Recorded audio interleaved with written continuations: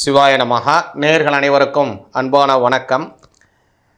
ஆதி சைவர்கள் திருவான்மையூர் அடியாருக்கு அடியன் சந்தோஷ் திருமேனி சிவாச்சாரியார் வருகிற விஸ்வாவசு வருடம் மாசி மாதம் 22ஆம் தேதி வெள்ளிக்கிழமை சனி பெயர்ச்சி நடக்குது. ஆங்கில தேதி பார்த்தீங்க அப்படின்னா 6ஆம் தேதி மார்ச் மாதம் 2026.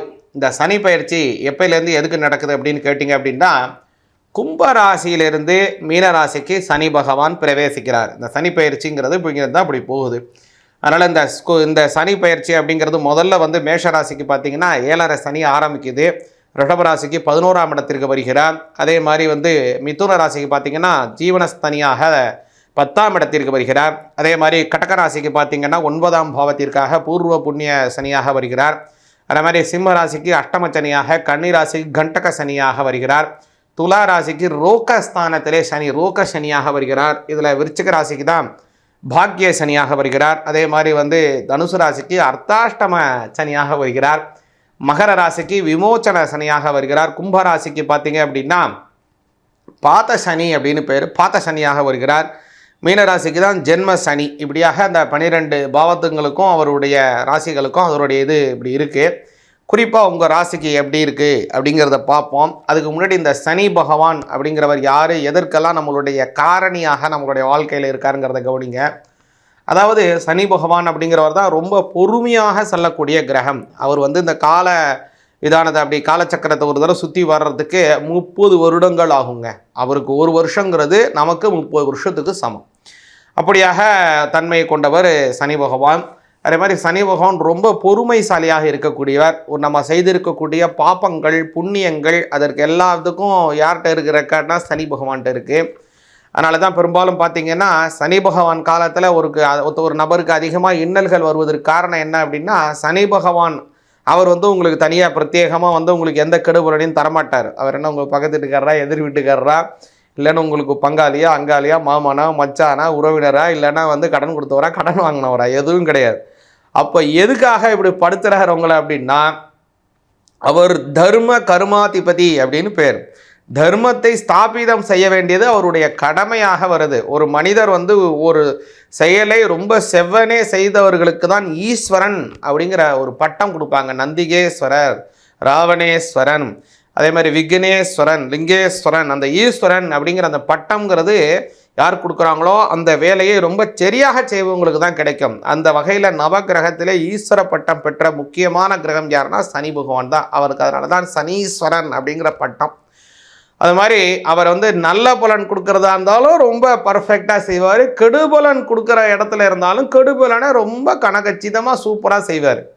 அதனால தான் அவருக்கு அந்த ஈஸ்வரன் அப்படிங்கிற பட்டம். அது மட்டும் இல்லை, தர்ம கர்மாதிபதி. நீங்கள் செய்திருக்கக்கூடிய தர்மங்கள், சஞ்சித கர்மா, பிராரப்த கர்மா, ஆகாமி கர்மா எல்லாத்துக்கும் அவர் தான் காரணக்கர்த்தா. அதனால் ஒரு மனிதனுக்கு உண்டான அதிகமான அவன் படக்கூடிய கஷ்டங்களுக்கு முக்கிய காரணியாக அவர் இருப்பார். அதனால் இந்த சனி பெயர்ச்சி உங்களுடையக்கு என்ன மாதிரியான பலன், எதிரெல்லாம் கவனமாக இருக்கணும், எதிர சுவாமிகளை வழிபாடு செய்தால் எப்படி நன்மை கிடைக்குங்கிறத தெளிவாக பார்ப்போம். கன்னி ராசிக்கு உண்டான பலன்கள் இந்த சனி பெயர்ச்சினால் எப்படி இருக்குங்கிறத பார்ப்போங்க. சனி பெயர்ச்சி கன்னி ராசிக்காரங்களை கண்டக சனியை ஏற்றி விடுது. கண்டக சனினா என்ன அப்படின்னா, 7ஆம் பாவத்திற்கு வரக்கூடியதான சனி பகவான். அது 7ஆம் பாவத்தை கண்டக சனின்னு சொல்கிறாங்க அப்படின்னு கேட்குறீங்கன்னா, 7ஆம் பாவம்ங்கிறது 2ஆம் பாவமும் 7ஆம் பாவமும் ஒரு மனிதனுக்கு மாரகத்தை தரக்கூடியதான ஒரு சந்திப்புகள். இந்த 2க்கான திசை 7க்கான திசை எப்போல்லாம் ஒன்று சேருதோ அப்போல்லாம் ஒரு நபருக்கு மரணத்துக்கு சமமான கண்டங்கள் ஏற்படும். அப்போது அந்த 7ஆம் பாவம் ரொம்ப முக்கியமான ஒரு ஸ்தானமாக வருகிறது. அதனால தான் அந்த 7ஆம் பாவத்தில் வரக்கூடிய சனியை கண்டக சனி, கண்ட சனி அப்படிம்பாங்க. அப்படியான அந்த கண்ட சனி கன்னிராசிக்காரங்களுக்கு ஆரம்பிக்குதுங்க. இது ஆரம்பிச்சுட்டு போட்டோம் சாமி, நீங்கள் சொல்கிறத பார்த்தாலே பயமாக இருக்குது, கொஞ்சம் நல்லதாக சொல்லுங்கள் அப்படின்னு நீங்கள் நினைக்கலாம். சொல்கிறேன், கவலைப்படாதீங்க, இதில் நல்லது நிறையா இருக்குது. அதாவது 7ஆம் பாவம் அப்படிங்கிறது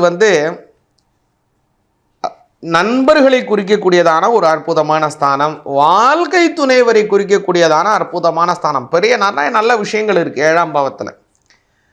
அப்போது அந்த 7ஆம் பாவத்திலே சனி பகவான் வருகிறார்.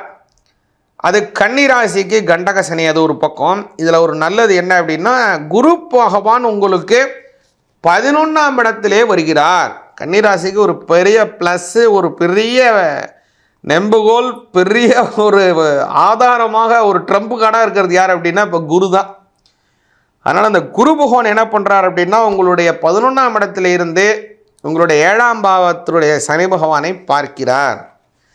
அது பார்க்கறதுனால சனி பகவானுடைய ஓரளவுக்கு அவருடைய பேட் வைபர்ஸ் எல்லாமே அப்படியே வைப் எல்லாமே ரெக்டிஃபை ஆகிடும். குட் வைப் மட்டும்தான் உங்களுக்கு கிடைக்கும். ஒன்றும் கவலையே படாதீங்க. என்ன இதில் ஒரே ஒரு துர்பாக்கியம் அப்படின்னா அவர் டிரான்ஸ்ஃபர் ஆகி, அதாவது அவர் மார்ச் மாதம் ஆகிறாருன்னா ஒரு மே மாதம்தான் அவர் மாறுறார். ஒரு 2 மாத காலம் கொஞ்சம் கஷ்டம் இருக்குது. அதனால் இந்த 2 மாத காலம் கொஞ்சம் பொறுமையாக இருங்க. கன்னிராசிக்காரங்க ரொம்ப பதஷ்டப்படாமல் இருக்க வேண்டிய காலமாக இருக்கிறது. நிதான செயல்பாடு நீடித்த வெற்றியை உங்களுக்கு உறுதியாக்கும். அதே மாதிரி ஒரு பொருள் முதலீடுகள் செய்கிறது, வீடு வாங்கிறது, அல்லது ஒரு கல்யாணம் பேசி முடிக்கிறது, குடும்பத்திலே யாருக்காவது கல்யாணத்தை செய்து வைப்பது, அல்லது நீங்களே கூட கல்யாணம் செய்வது, மன விருப்பப்படி திருமணத்துக்கு ஏற்பாடு செய்வது, இது மாதிரியான விஷயங்கள்லாம் இருக்குது இல்லைங்களா. கொஞ்சம் போல்டான டிசிஷன் எடுக்கிறதுலாம் இருக்குது இல்லைங்களா. அதெல்லாம் கொஞ்சம் பொறுமையாக இருந்துட்டு ஜூன் மாதத்தில் அந்த முடிவெல்லாம் எடுங்க. இந்த முடிவுக்கு ஒரு 3 மாதம் தள்ளி போட போகிறீங்க, ஒன்றும் பெரிய விஷயம் இல்லை. அந்த 3 மாதம் கழித்து நீங்கள் அதை செய்யணும் பட்சத்தில் அதில் உங்களுக்கு நல்லதான ஒரு புரிவு அதில் ஏற்படும், நல்ல உணர்வுகள் அதில் வெளிப்படுத்துவீங்க. அதனால் நிறைய நல்ல விஷயங்கள் அதன் மூலமாக உங்களுக்கு கிடைக்கும். அதனால தான் நான் அதை திரும்பவும் சொல்கிறேன். அதனால் கன்னிராசிக்காரங்க முக்கிய முடிவுகள் எடுக்கிறதுல கொஞ்சம் பொறுமையாக இருங்க. படன்னு முடிவு எடுக்காமல் நிதானமாக எடுப்பது உங்களுக்கு நல்ல பலனை கொடுக்கும். முக்கியமாக ஒவ்வொரு தடவையும் நீங்கள் பிரயாணம் மேற்கொள்ளும் போதும் விநாயகர் வழிபாடு செய்யுங்க. விநாயகர் வழிபாடு ரொம்ப எளிமைங்க. விநாயகர் வேண்டிய சுக்லாம்பரதரம் விஷ்ணும் சசிவர்ணம் சதுர்புஜம் பிரசன்னவதனம் தியாயர் சர்வ விக்னோபசாந்தையே அப்படின்னு சொல்லி தலையில் ஒரு 5 தடவை அப்படி குட்டினீங்கன்னா போகிறோம். பிள்ளையார் அனுகிரகம் ஆசீர்வாதம் உங்களுக்கு பரிபூர்ணமாக இருக்கும். அப்படி இல்லைன்னா நீங்கள் பிரயாணம் செய்வதற்கு முன்பாக உங்கள் வீடு பக்கத்தில் கூட ஒரு பிள்ளையார் கோவில், இந்த பிள்ளையார் கோவிலுக்கு ஒரு 16 தோப்புக்காரனை போட்டு ஒரு தேங்காய், சூர தேங்காய் உடைச்சிட்டு போயிட்டு வாங்க. ரொம்ப அமோகமான வெற்றிகள், குடும்பத்திலே நல்ல சௌக்கியங்கள், இகபரமான பல ஏற்றங்கள், வாழ்க்கையிலே நல்ல முன்னேற்றங்கள் நிச்சயமாக உறுதியாக கிடைக்கும். சிவாய நமக.